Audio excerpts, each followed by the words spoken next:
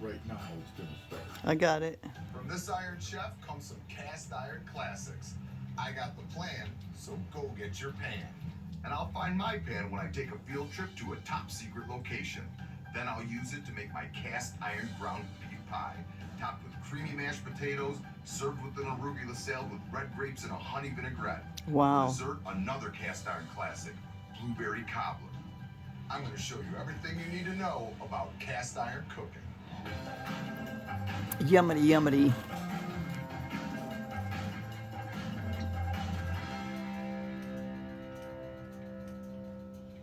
As a chef and restaurateur, I am always looking for cool old knickknacks, pots and pans, things that I could use in my kitchen at home.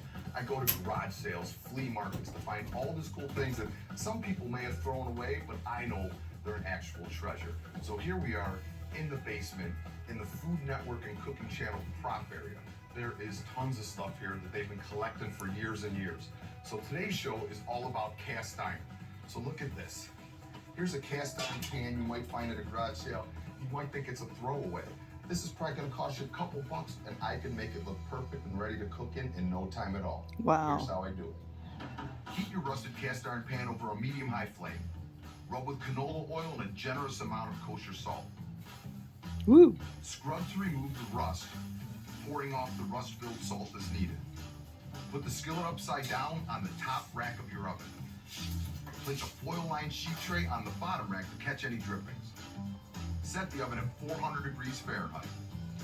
Bake the pan for about an hour. After the hour, turn the heat off and let the pan cool in the oven. How fantastic does that look?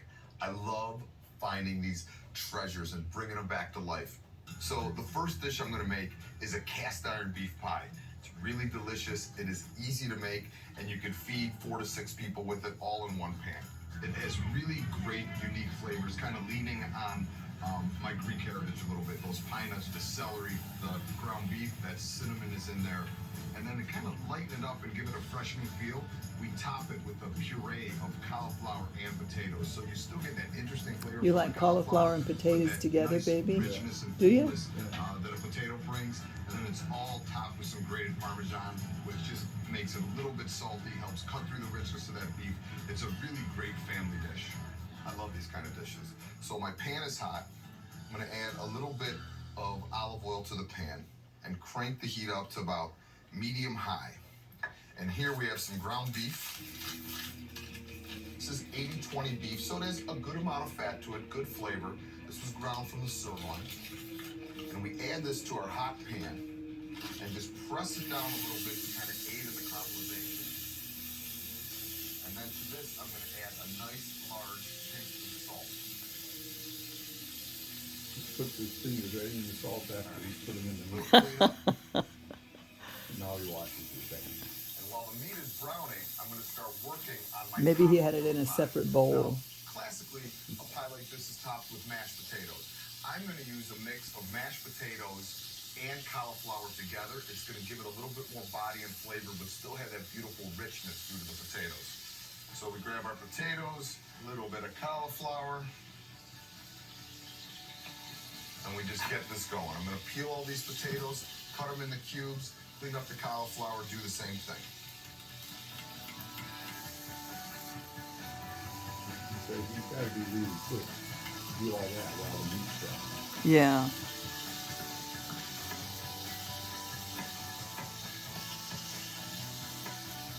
All right, potatoes are done. The beef should be ready. Smells great. Look, you didn't even mess with it. That's what I'm Oh, look at there. That deep color. It's like a giant hamburger patty. Break it up. Tamp it back down. Just gonna let that continue. See, if he had broken it up, it'd be all kind of flabby and wet-like. There wouldn't be the And caramelization. just quarter it up and then peel some of these outside leaves off because this is going to cook quicker than the potatoes. So you want the pieces to be slightly larger. Come here, you. And then just like you would do when you're cooking mashed potatoes, this goes in cold water with a large pinch of salt. Remember, when you're cooking vegetables in water, you want that water to taste like the ocean. So I salt it aggressively because that's where all the flavor's gonna come in the mashed potatoes. That way you don't have to salt them again once you're done. Whoa. Good amount of salt. All right, turn this on high. Now we gotta get all the vegetables ready for our meat pie here. I already have my onions. To that, I'm gonna add some celery, pine nuts, and some tomato paste. I'm not sure about the pine. Okay. Let's grab our onion, and I'm just gonna cut these into thin, like julienne, and then we'll add them right to the meat pie. Slice those as thin as you could get them. And these are gonna add that beautiful sweetness that a caramelized onion brings to the party. There we go. Beef is looking good. Nice caramelization. See that? It's good and brown. And when a little bit sticks to the bottom of the pan, that's nice because it's going to continue to brown as we add those onions. Just add more of that deep, rich, deep flavor that we're looking for. It's interesting. I've never thought about browning hamburger that way. So the onions go in. It gets crispy. Yeah. Kind of impressed. Like for Over medium heat now. chili or something even. The salt to the onions. Remember, when we salt these when they go in, pulls out the moisture, is going to bring that sweetness forward. Now our celery, couple stalks. I leave the leaves right on because I love the flavor that the leaves bring. Nice and thin.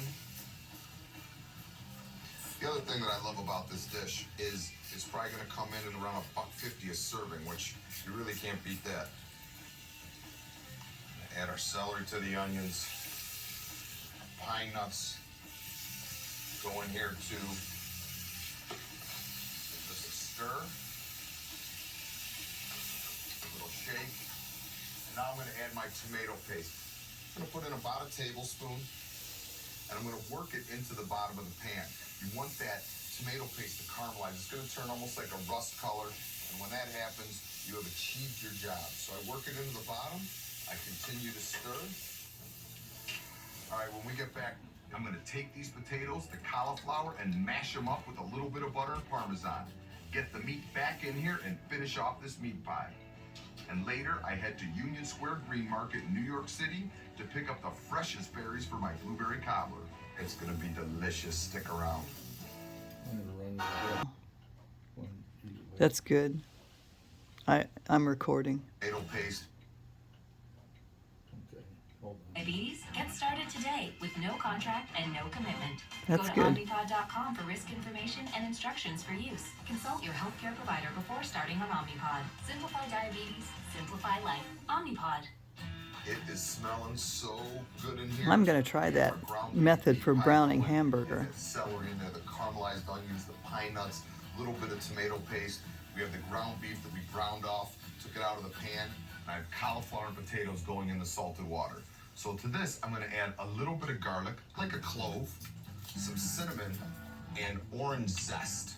So we just peel off the skin. I just want to mince on this, so I'm going to give it a little smasheroo. A quick mince. In goes our garlic. I'm just gonna stir that in so it sweats. All those beautiful oils come out, the aroma. For this, a little bit of cinnamon. I think a lot of times people don't think cinnamon was savory. Now, I'm part Greek. My yaya always puts some cinnamon in her meat sauces and those long stews that cook down. They really add just a different I used to level of add some flavor. allspice to my Delicious. stew. Take some of our orange zest. I'm not adding the juice to this because one thing about cast iron is it will react to acid. So you don't want to put a lot of acid in your dishes when you're cooking in it. There goes the orange zest. Right. And now I'm just going to break my beef back up into this pan. You know, one of the great things about cooking in cast iron for me is it brings me back to childhood. When I was a kid, we would go over to my yaya's house on Sundays. She always had a big feast cooking away in the kitchen. And she used to make the pasticcio and the moussaka in the cast iron pans, bring it out to the table, and we'd all dig in. Absolutely fantastic. So you see, this beef has all been caramelized. And to this, I'm going to add that flat leaf parsley. Soft herb, I always put it in at the end so it releases that flavor at the last minute. Just stir all this together. I'm going to shut off the heat. Part one of the dish is done. Now, here we have our cauliflower and the potatoes going. Just going to grab my spider, just pull straight out of that liquid, put them into my food mill. Makes everything silky smooth. You don't have to worry about lumps. Remember, when you're making mashed potatoes and working with potatoes, you don't want to overwork them or they get starchy and pasty. So this works great with our cauliflower and potato mixture. What is it? Yeah. Bring this over here. I do. Roll on the towel. And we just start to twist. And all those potatoes and that cauliflower, smooth as can be. Never have to worry about a lump. Give it a little scrape down. Get the rest of it. How easy is that? All right. Now to finish these off, take a little bit of room temperature butter, a couple pats. I'm going to add a little bit of Parmesan cheese also. Grate some of this straight in here. Oh yeah. That goes right in. Take our whisk. We just whisk this all together. It's nice and smooth. And that butter and cheese is incorporated. Grab our meat. Looking nice. We're just gonna scrape off this delicious mixture and spread it right on top. Oh yeah, I love these simple, humble dishes. So good. All right. Just like that. That's nice about cast iron. It goes from the stove top to the oven. Spread.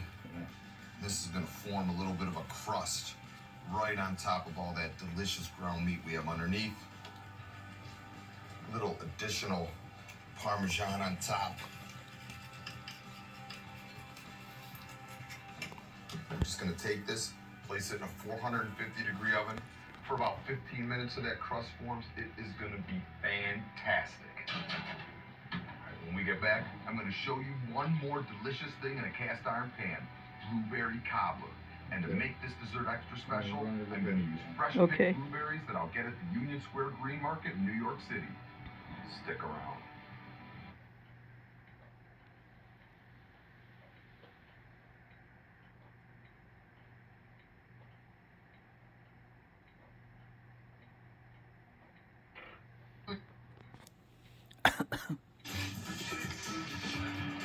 Whether I'm in Cleveland, New York, or any town in between, nothing really gets my creative juices flowing quite like a farmer's market. It's where produce is local, it's at the peak of its season, and it is absolutely delicious. What I really love about summertime is berries. Whether it's raspberries, blackberries, blueberries, these look great. They're super sweet this time of year. They are going to be perfect for my blueberry cobbler.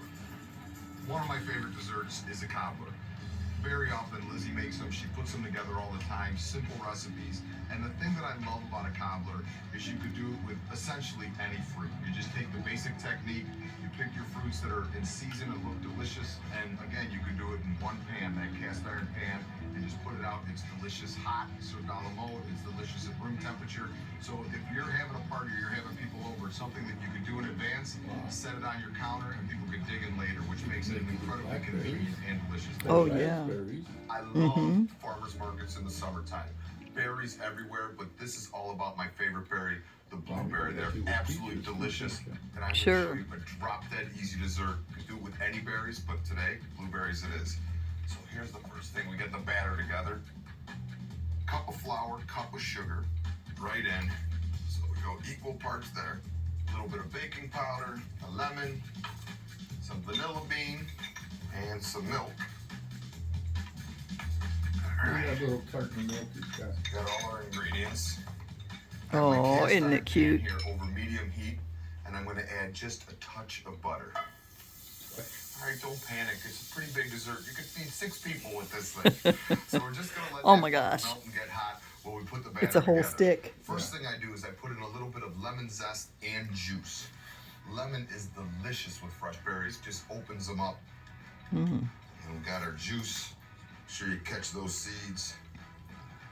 and then our vanilla bean. We're going to scrape the seeds right out of the pod. So we just split it. Look at all these beautiful little seeds in there. They're going to leave these specks through our cobbler, which I just love. If you can't find vanilla beans, vanilla extract will work. I would add about a teaspoon, but these make it special. A teaspoon and a half of baking powder and about a cup of milk. Now, in the world of cobblers, this one I think is a little untraditional, but this is how Lizzie loves to make it. We've always referred to it as a cobbler, so a cobbler it is. Take my wet and add it to my dry. Whenever you're making a batter, add your wet to your dry. It makes it easier so you don't get lumps. That's good to know. You add the dry to the wet, all the flour starts floating around, you just got a mess on your hands. No bueno. We don't like that around here. Not in this kitchen. Okay, batter is smooth. Here's a great little trick. I love to add herbs that people don't expect in dessert. Lavender, it's very floral. It's fantastic in desserts, but you don't need a lot of it. Just gonna grab a couple little pieces, give it a mince, and add it in. Mix this together. So our batter is ready. Now we just gotta get the blueberries. So here's the blueberries we got at the market. I'm gonna put them right in my bowl. And I like to give them a taste first to see how tart they are. If they are on the tart side, you can add a little bit of sugar. These are pretty sweet, little tart, so I'm just gonna put in a pinch of sugar, mix the berries together. Now I take this beautiful batter, we have our butter melting, I pour the batter straight into all that buttery goodness. And then we take the berries and sprinkle them right on top. Just move them right around. Take this whole buttery, delicious batter, put it into our oven. I'm gonna drop it down to 350 degrees, and this is gonna take about a half an hour. And look at this. That goes in. And while our dessert is working away, I'm gonna pull out the meat pie, let it cool a little bit, and I'm gonna throw together a delicious salad with grape and red onions and some greens. It's gonna complement this meal perfectly. Stick around, it is gonna be delicious. Run it forward. Okay. I hope he talks some more about cast iron, because the recipes are good, but I really want to. He said, The only thing he said was how he cleaned it up. Oh. If you find the old one. yeah. Get it because it pins you to your seat and takes your No, breath looking away. for- These honeybees aren't just electric. Yeah, he they're said- electrified. He said, I'm going to teach you everything you need to know about cast iron. I don't know. Yeah, they always say that. All right, time to put the finishing touches on our cast iron feast. We have our ground beef meat pie with that beautiful potato cauliflower crust. It's been resting. I'm gonna put these onions right in this bowl. I'm gonna make an arugula salad, real bright and fresh, perfect for the rich meat pie. Good pinch of salt in there. We're just gonna let those sit for a second while I grab my blueberry cobbler. It's been going at 350 for about 30 minutes. It is set up and looks and smells fantastic. That golden brown on top. You could smell the lavender and the lemon coming through with those blueberries. I bet that is good. Set that right there. Now watch how we finish this salad. It is super easy. I like making these quick, simple salads because they're so delicious and fresh. Red wine vinegar, you just eye it up. Just almost cover the red onions. A little bit of honey. Some mustard, about a teaspoon of Dijon. And then our extra virgin oil. And this is just a quick, simple dressing. All right. Now these sweet red grapes, just throw them on top of our arugula here. Get a little bit of sweetness and that nice pop. And then we're gonna take our dressing and just drizzle it right around the bowl. So we go right around, grab our red onions, set those right on top, and then we toss this together.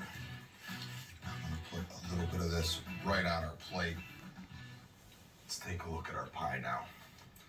Look at this. Remember, we had that nice caramelized ground beef, those onions, the celery, cinnamon, a little bit of orange. This should be nice and caramelized on top and bottom. Come out, nice. Right down there on the plate. Let's take a taste of this. Can't wait.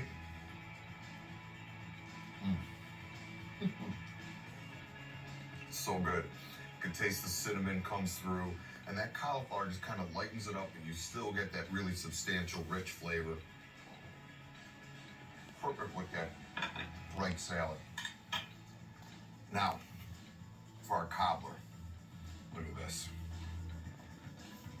It looks so gorgeous. Let's scoop some out. See how it's set up a little bit, but it's still creamy and rich. I think I'm going to top it with a little bit of ice cream, vanilla bean. I think it'll be perfect with this. Let's give it a taste. See how we did. Now you're hungry for cobbler and ice cream. I'm so full. Man, I can smell the lavender coming through. So good. Not too sweet. Really balanced. With the vanilla bean ice cream. You can get all these recipes at cookingchanneltv.com. Get in the kitchen, guys. It's delicious in there. That's the end of it, baby. Is that it?